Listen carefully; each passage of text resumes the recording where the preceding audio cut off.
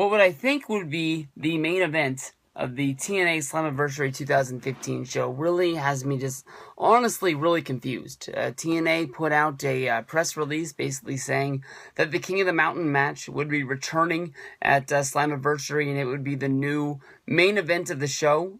Some people thought maybe this will be just a way of putting a championship match on the show, that Angle will be able to keep the title one more night and then be able to go on television and be able to be the champion to fight EC3 in a one-on-one match that was supposed to be the big built-up match of the night.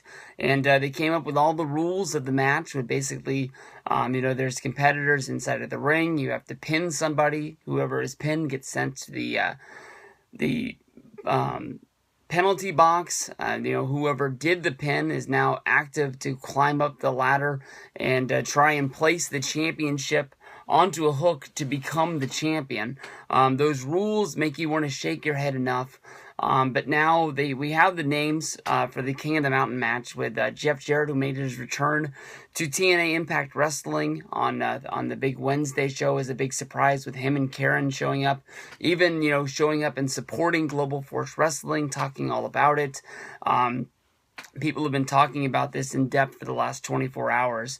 What TNA and Global Force Wrestling, what Jeff Jarrett and Dixie Carter are doing in business together. Jeff Jarrett on television is saying it's just a chance to come back and have one more match on television. There was no talk of the title being involved, but how do you have a King of the Mountain match without it being for a championship? And as of right now, all of the competitors have been named. Jeff Jarrett was named on television, and then today, via the TNA Impact website, Matt Hardy, Eric Young, Drew Galloway, and Bobby Roode, some of the biggest names that are in TNA, were added to the show to sort of complete it and finish it off. The only thing that I was surprised about is that Eddie Edwards wasn't named to this, seeing how Bobby Roode, who was a former champion but is currently involved in a tag team feud.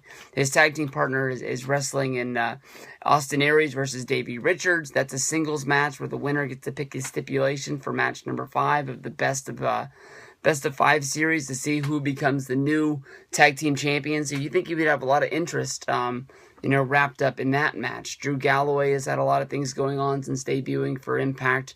Eric Young has been involved in a lot of the main event storylines. Eric Young versus Kurt Angle has been the storyline getting us all the way until Slammiversary.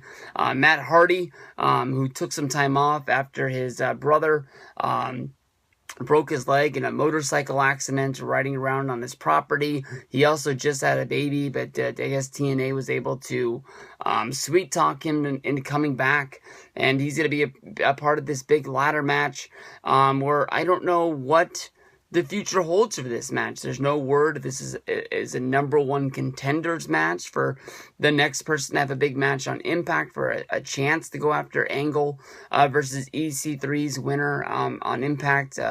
But you would think that more than likely after Angle versus EC3, even if this is only the first match, you would want to prolong that feud for at least 2 to 3 months with these guys going back and forth at it with big rematches on Impact. So I don't know what these guys are fighting for. In TNA, they honestly really haven't done a great job at promoting the show as a whole. A lot of this has been just really put together on the fly. The Dollhouse versus Awesome Kong and Brooke was a match that was named on Facebook. So I'm not really sure what to do with that. And Lashley and Anderson versus EC3 and Tyrus seems like a match that was just thrown together at the last minute without television as well. But I'm really looking forward to see Jeff Jarrett make his return.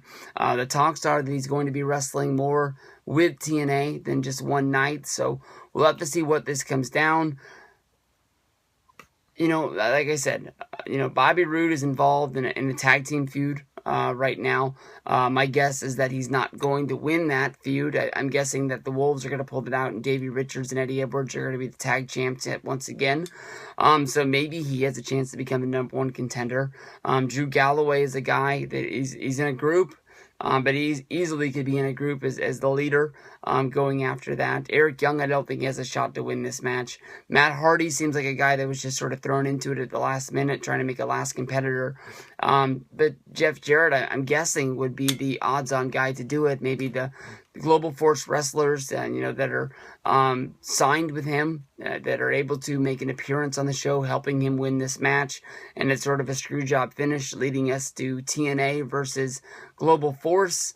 Maybe Kurt Angle sees all the competitors come down to the ring, and before the match starts, he says there's no way you can have a King of the Mountain match without him, and he adds himself, and it becomes a championship match added at the last minute. But maybe Angle's at the point of his career where TNA doesn't want him wrestling on back-to-back nights. So we'll have to see what comes from here, but I'm guessing Jeff Jarrett is the guy that's going to be able to pull this out and be the guy to win the King of the Mountain match, the match that's named after him, and that will continue on his storyline in TNA, keeping him around, whether it's for him to be the new owner, whether it's him to be an online or an on-camera competitor until Global Force has their own television, or maybe just become the all-out owner of TNA Impact Wrestling. Yet, once again, we'll have to see what the future holds. A lot of questions to be answered here.